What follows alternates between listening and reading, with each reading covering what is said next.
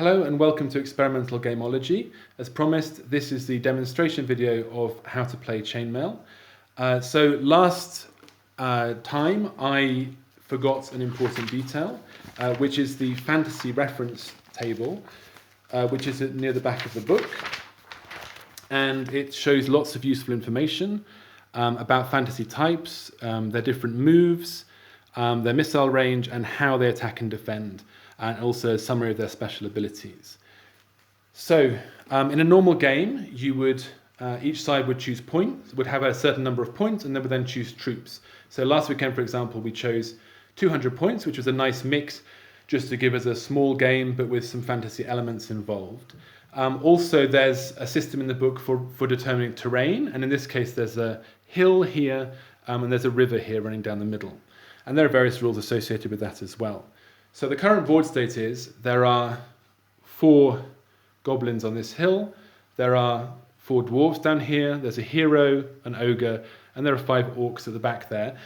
I've faced the paper miniatures towards the camera so they're visible, but facing is actually important in the game and you have to keep track of it. So a 1/4, like a 45-degree move costs 1/4 of your move allocation, a 90-degree move costs half of your move allocation, and an about turn costs an entire move. And also, maybe the board looks a bit imbalanced. That's because the forces of law and, in fact, the forces of chaos all have some invisible units. So both of the magicians, which are the weaker kind of wizard, are invisible, and there are also 5 invisible elves. You can work out how to do that. We just had each other close our eyes or turn around whilst we worked out where they would be on the board. So it's the beginning of a round now, so we're going to roll to see who moves first. So let's do it. All right, so this time we're using white for the forces of law. The forces of law get to move first, or get to decide if they're going to move first or not. The forces of law don't want to be charged by those goblins, so they're going to move. So their move of dwarves is 6 inches. If they hit the hill, their move is then halved. But that's not really an issue, they're only 5 inches away, and once they get to the base of the hill, they're within 3 inches of the enemy, so that's melee range. So they can move to melee. The hero has a much longer move, it has a move of 12. There's a cat savaging my foot down here, it's a good YouTube trope. And the hero is just 7 inches away, his charge is 15, he is going to charge the ogre. All right, my invisible troops are not going to move, they're in position. Are the forces of chaos going to move? No. Okay, so they're not going to move. There are various benefits to not moving. For example, with missile troops, if you don't move, you can fire twice in one round. So, now we move on to the missile phase. I have, as I said, some elves. They actually moved into position invisibly. I put this token down just for the video so I remembered where they were. And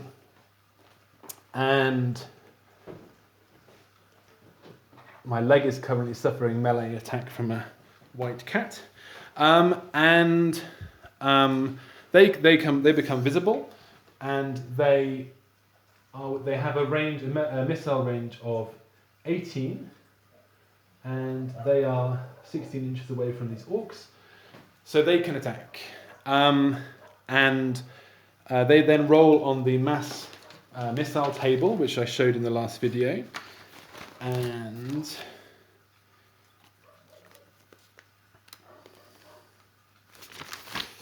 right, so they are firing against half armor or shield. I decided heavy foot was that. There are 5 of them. So, in fact, whatever they roll, they're going to get 2 kills. Now, the orcs, and I contrived this also just for demonstration, as I said, are 16 inches away. So they have a missile range of 15, so they're unable to return fire. So, at the end of the missile round, 2 of the orcs are taken out. And as a result, they've lost 2 of their number, that's 40%. They're heavy foot. So when they lose 33%, they must check morale. So then on 2d6, they need to roll 7 or better not to rout. So they're going to do that. And yeah, they're tough orcs, they stand their ground. Okay, now it's the artillery phase, and this is where I believe it's best to put magic. Now, the wizard of the magician of chaos has been waiting for this moment to appear, and so when she's been invisible, but when she attacks, she has to appear, and she's now going to cast a fireball on these guys over here. So it's quite complicated with fireball and lightning bolt. It sounds very complicated, but it boils down to this: that you roll 2 different colored dice. Well, first you decide where the fireball is going to hit. So let's say it's going to hit here in the middle of the elves. It's a 3-inch diameter, and you have an overshoot dice. Let's say the white dice is overshoot, and an undershoot dice, which is black. So obviously, if you roll the same number, you're on target. Otherwise, you're that many inches off. So. Okay, I'll roll it because there's more cats meleeing my friend here. So, okay, all right. So that's 1 inch undershoot, right? So it was going to be here, and instead it's 1 inch away. So I don't know. I think it still catches 3 of the elves. 1 inch is not enough, I think, to save them. So. They are, although they're fantasy creatures, they don't get a saving throw. Wizards and so on do, and heroes, but elves are just elves. So those 3 elves are fireballed. Now, however, in fact, the artillery phase is not over, because the forces of law also have a magician who then appears and is going to try to cast a lightning bolt on the enemy magician. Now, lightning bolts work slightly differently. They work like cannon. And here, again, it looks complicated in the rules, but it boils down to this. If you roll a 3 or a 4, you're on target. And I roll a 6. Now, actually, this is quite interesting, because a 6 means I veered off to the right, I believe, a couple of inches. So, indeed, I veered off 2 inches to the right. So instead of hitting the magician, I hit this orc. And being an orc, he doesn't get a saving throw. He's a goner. Now, that's the end of the artillery phase. Now, these elves took 60% damage. We'll say they're also heavy foot. So they need a 7 or better not to be routed.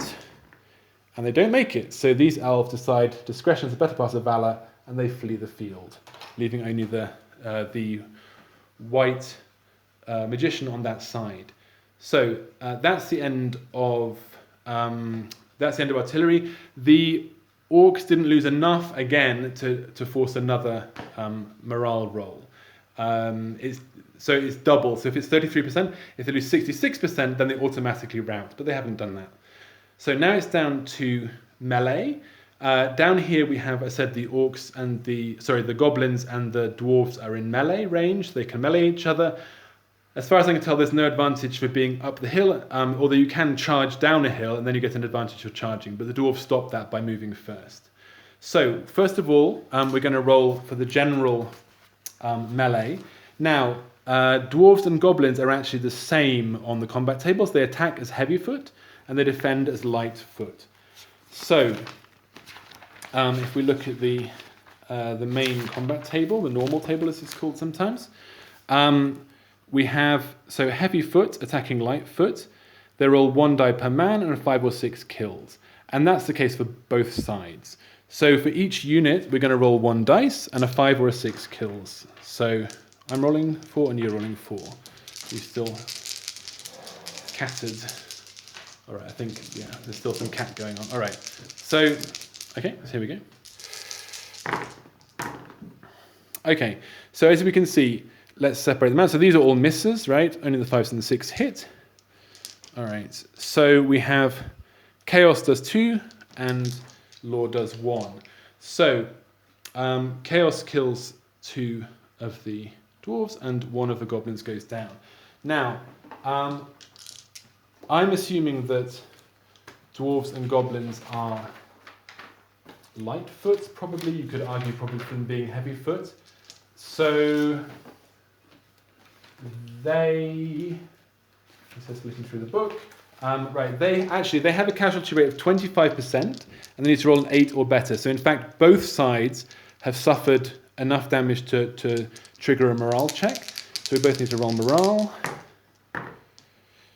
Okay, so in this case, the dwarves bottle out, and the goblins don't. So again, morale is a big factor in Chainmail. You can lose a lot of creatures to morale. So that's done. The last thing to resolve is the battle between these two, the hero and the ogre. Now we're finally moving to the fantasy combat table. So what we have to do on the fantasy table is reference the two types. So we have the hero, okay, is attacking the ogre, troll ogre, where is it? Troll ogre, and he's rolling 9 or better, okay? And the ogre is attacking the hero, he needs to roll 8 or better. This can change with magical weapons, but for the sake of simplicity, we're not using magical weapons. So basically, the hero needs to roll 9 and the ogre needs to roll 8. And this all happens simultaneously, as with the other combats. Okay, so in this case, both sides made their number. So actually, the hero kills the ogre at the same time as the ogre kills the hero. So they both flee the field. Now, as it stands, because this melee resulted in the other force fleeing, we don't have to go through the more complicated post-melee morale, which is a little bit complicated, but you can just go through it step by step. I might do that in another video. If the elves hadn't fled, they would get a second chance to fire now, but they're gone. So you can see once contact is made with the enemy, things go pretty quickly. So I hope that was useful, just a brief demonstration of the main points of Chainmail combat. If you like this video, please like it, please subscribe to the channel, and I look forward to providing similar content in the future.